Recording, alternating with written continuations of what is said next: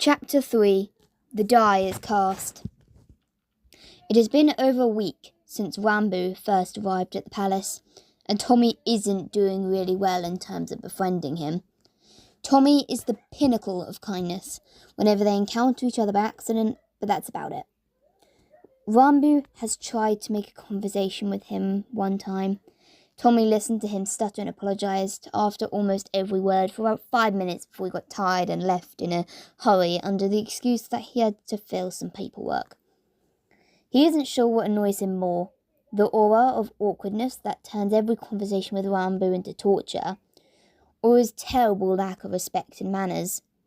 Tommy had to correct him a few more times before he stopped using first names, and showed him the section in the library where they had books on etiquette. This had unexpectedly brought a whole new problem. Rambo doesn't know how to read. The literacy rates in the Antarctic Empire are not nearly close to 100%, and advanced academics were only affordable for children of wealthy merchants or with sponsorship from a noble family.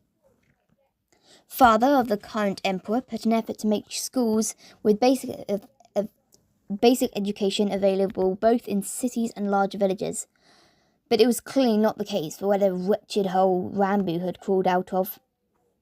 Tommy tells this to the emperor during one of their meetings, without the hole crawling part, of course. He half expects that he'll be tasked with finding the boy a teacher, and feels almost happy that it never happens, and goes on with the reports. Once they're done and the emperor dismisses him for the day, he does what he hasn't done in little years. He lingers, nervously cramping a handkerchief in his fist.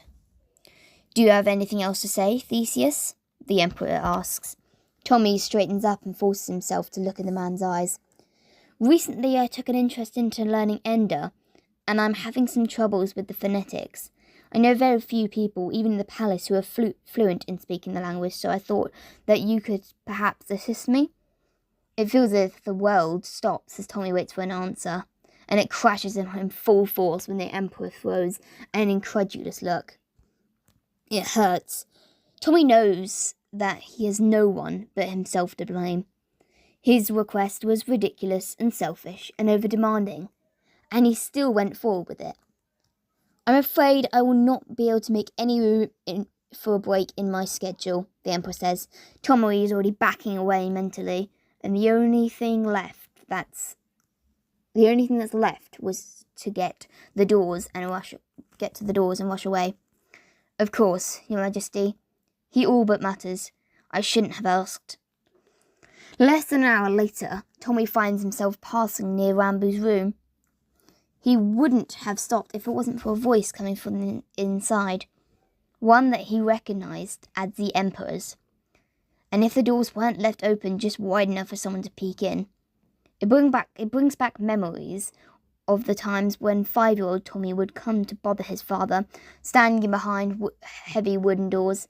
He never knew he would find inside Dad, who would greet him with a happy exclamation, pick him up and press a kiss to his forehead, or Emperor Filzer, who would rub a thumb between his creased eyebrows and ask a governess to take the young prince away. Last time Tommy had seen his dad, he was 11 years old, and his mother was still alive. Where he didn't expect to meet him again would be next to Rambo, sitting behind a desk as the boy hunches over with a quill in his hand. What Rambo writes on the piece of paper looks more like scribbled characters from one's fuzzy nightmare than actual words. "For your first time, you're doing great," the emperor says. "You think so?" Rambo perks up. "I still don't know how to write my own name, though. Here, let me help you." The emperor puts a hand over Rambo's and carefully guides it over the paper. Tommy watches, his fingers clenching into fists to the point his knuckles appear white.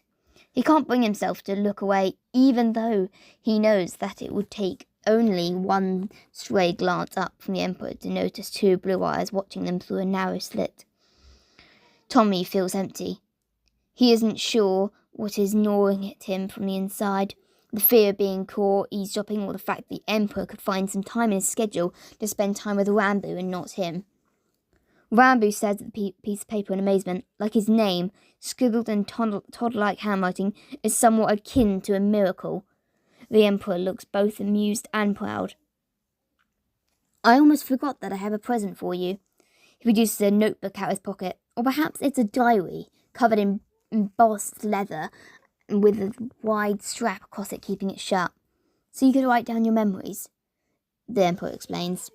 Tommy could buy 1,000 diaries like that and cover them in liquid gold, yet he still bites his lips so hard they taste blood. Deep down, he knows that it's not the gift itself that makes anger bubble in his veins. It's the fact that the Emperor had cared enough to pick it and bring it for Ranbu. On the surface, however, he just wants the book to light on fire, preferably still in Ranbu's hands. His steps are quiet as he retreats, but the door creaks as he lets go of the handle. Tommy wonders how different his expressions must look from his usual stoic frown that makes a maid passing by jump out of his way with wide eyes. Inside of the room, Ranbu looks up, words of gratitude dying on his tongue. What he thinks he sees is a flash of something gold behind the door. Did you hear that? When the Emperor stands up and peeks into the corridor, it's already empty, save for the confused-looking maid dipping her head in a bow. Must have been your imagination, the Emperor says. In a gap in the Crown Prince's schedule for today, he and Tubbo found a brief moment to relax in the deep part of the gardens. Tommy probably will regret it later when his dirt-covered pants will earn weird glances from the ministers.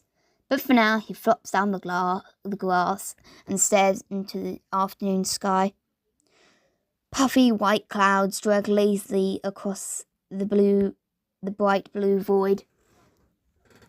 They reach the horizon and disappear over the mountain peaks, travelling far, far south, where the ocean waves crash with gravelled shores. Between Tubbo humming its simple melody and the wind quietly playing with the leaves on the trees, it's a perfect balance between silence and noise to make Tommy's thoughts flow in his mind. The last few days were full of meetings and preparations for the arrival of foreign guests, and perhaps it's the reason why he's more stressed and less in control of his tongue. Tubbo? Yes, Your Highness? You know that I don't see my father a lot, and it's usually completely fine. He has more important matters to take care of, but Tommy takes a deep breath.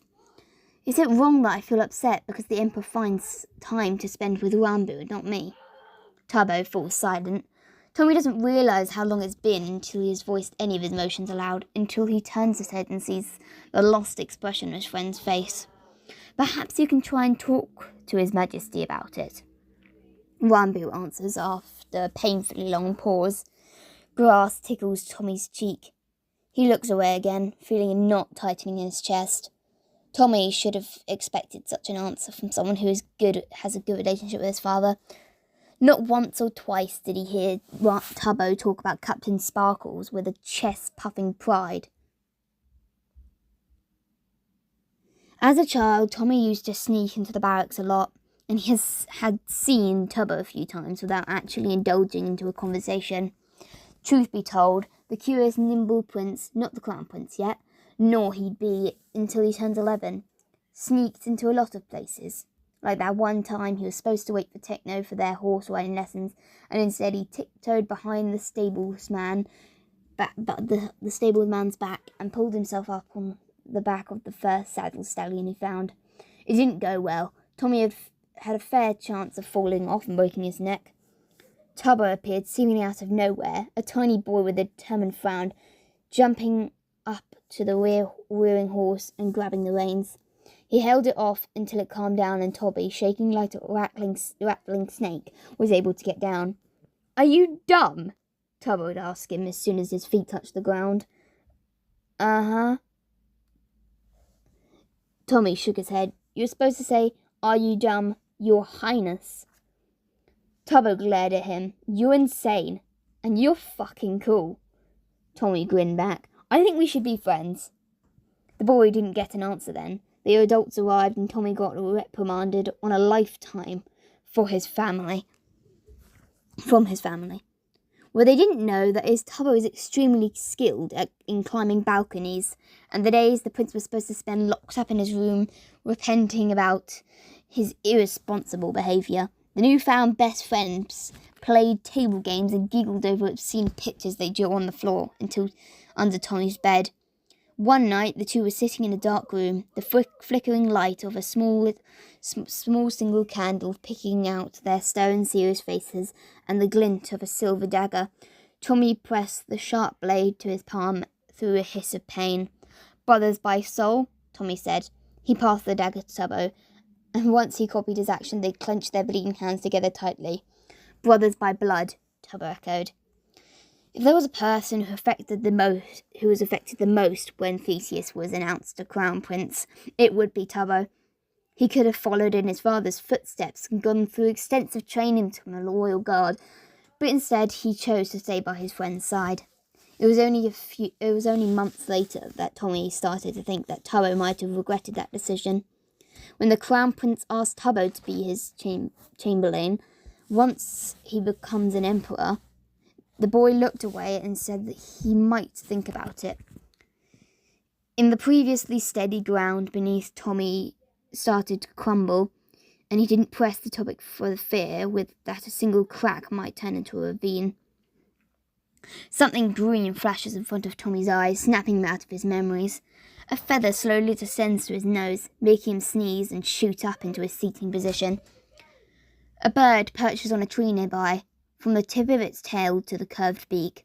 It's almost Tommy's arm length, the colour of the feathers otherwise as green as the grass between the prince's fingers. It's white along the primaries and down from its neck to its belly. The crown prince stands up and approaches. He extends a hand towards the bird carefully. Instead of biting or scratching, it closes off the short distance between them and hops onto Tommy's arm, and they come face to beak, sapphire blue eyes to emerald green. "Tubbo, do you know what bird this is?" "Looks like a parrot to me." The Antarctic Empire, even towards its southern borders, is too cold for a bird obviously belonging to a warm climate. Has to be some noble's pet, then. The bird recoils and puffs up its neck feathers. It lets out a squawk, similar to a person yelping out an offended "What?" That Tommy's lips tug into a smile against his will. His finger gets bitten, more like nibbled, really, as the bird's sharp beak doesn't put enough pressure on his skin for it to break or really hurt. Okay, point taken. You're a big bird and not a pet. Tommy taps on its beak. The bird lets him go. The look of surprise on his face is so vivid, Tommy can't help but laugh. Generally, unlike the withdraws chuckles that he politely responds to the foreign minister's poor attempts at joking, the bird bumps its head against his arm in a response with a soft coo. "It seems to take a liking to you, your highness," Tubbo points out, and then, once he comes closer, "Look, there's a note." Tommy lowers his gaze and sees a piece of paper tied to the bird's leg. He takes it off carefully under its curious gaze. "I am a guest from abroad who will soon arrive for the summer solstice celebrations, and I write this note while drunk." Tommy, peeking behind Tommy's shoulder, snorts at the same time he does. For a drunk person, the handwriting is quite neat. Half of the documents in archives would be unreadable if the Emperor's secretaries couldn't sign them while he's drunk. I swear, I never see that man without a bottle in hand. Tubbo giggles. The bird shakes at it, letting out a gurgling sound akin to a chuckle. "You should write a reply," Tubbo exclaims. "You think so?" Tommy asks, already knowing that he will. In a span of the last week, a lot of unusual things have happened to him, but this is the first positive and truly intriguing one. Tubbo presses a quill and a sealed bottle of ink to his hand. The bird moves up Tommy's arm carefully of its claws and sits down on his shoulder. There's a lantern with a flat top sticking out of the grass nearby. After the sunset, a servant comes to the light to light the candle inside, but for now it makes for an acceptable surface to write on. "Your bird has safely found its way to me. I shall be relieved if it returns safely, for that it means that it is cleverer than its own drunk owner." As soon as Tommy folds the piece of paper and ties it up the bird's leg, it spreads its wings and takes to the skies. He and Tubbo both watch it fly higher and higher until it becomes nothing but a dot, quickly nearing the horizon. I wonder if it's going to return, Tubbo says. And even if Tommy doesn't voice it, he really, really hopes that it does. Who's going to return? Wilbur asks. Tommy doesn't hear him coming, and he flinches as he turns to face his brother. Here Wilbur is, leaning against a tree, almost mirroring one with his shadow, his stance akin to a curious fox lurking around a chicken scoop. An absent smile on the Crown Prince's face momentarily turns into a moderate frown. Not deep enough for an angry glare, but deep enough to make it apparent to Wilbur that his presence is not welcome. Do you want something, Wilbur? Tommy asks coldly. The other prince makes a tut-tut sound, straightening up off his deep blue tunic. So aggressive, he says accusingly. And just as I wanted to invite you to come join us on our trip around the town. Us? Me and Rambo, of course. The boy gets so excited over the simplest of things that I want to see his reaction to some of the places we liked to visit as children. Tommy's face twitches. Wilbur smirks, continuing, Remember the rainbow fountains? Or that alley where people play music in the evenings? It was your all-time favourite spot. Only because you would join musicians, Tommy wanted to say. But that wouldn't be the case anymore, would it? He keeps these words shut behind sealed lips. As satisfying as it would be to win against Wilbur in his own game, it would be too low a blow to remind him that he stopped playing music after their mother's death. Well, what a shame that I'm too occupied to accompany you today. Tommy settles on instead. I'm sure that a short break is acceptable. I just said that I'm too occupied. If not for you, then for Tubbo. Tommy blinks, confused. Tubbo, who stood at a silent shadow behind the prince's shoulder since the start of the conversation, glances up in surprise. Me? Wilbur hums. Rambo is very shy around me. I assume it could be something to do with the difference in titles and age. Perhaps having Tubbo with us could help him relax a bit. The sheer audacity of the act makes Tommy choke. Wilbur shows up just to bother him, and not only he rubs his fake friendliness towards Rambo in his face, but he also suggests that he sends Tubbo, his best friend and his main escort throughout the day, to follow around a commoner. I think someone might be forgetting his place. Tommy grits out through his teeth. Somebody certainly does, Wilbur agrees. And I might be looking that person in the face at this very moment. Didn't you promise Father that you would be on your best behaviour with Rambo? What does that have to do with anything now? You're avoiding Rambo. Wilbur doesn't ask. He states, At least by sending Tubbo you can make it look like you're making an effort. The anger feels like it might take Tommy over at any moment and burn his bones and skin to ash. In a state like this, it's hard to keep his voice straight, and he can barely hear his own thoughts over his racing thump, thump, thump of his heart. Before he has a chance to collect himself and answer, Tubbo suddenly steps in. I'll go. What? Tommy falters. All your remaining duties for the day don't require my attendance. I'd be honoured to join His Highness and His Majesty's guests on their trip. See? Wilbur puts a hand on Tubbo's shoulder. But it's Tommy who shudders and snarls. Tubbo isn't your guard dog. You shouldn't keep him glued to your side. I'm not...